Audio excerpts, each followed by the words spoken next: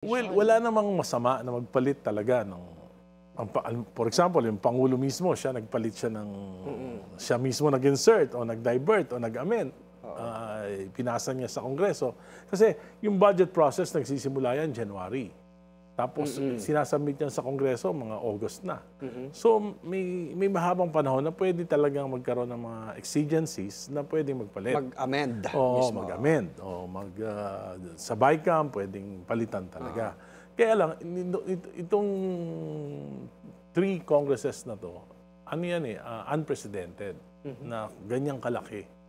1.45 trillion yung total na yan na insertions, diversions, and amendments. At ang masama dito, yung mga mahalagang proyekto, like for example, yung mga counterpart ng Philippine government dun sa ating mga flagship projects, yung MRT, yung subway, yung yung PNR elevated rail, yun tinanggal yung counterpart doon. Kaya nangyari, yung Metro Subway dapat by 2028 tapos na yan.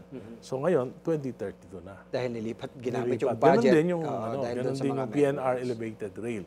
So ang tanong, bakit pumayag ang gabinete at si Pangulo na pakialaman itong mga proyekto na ito?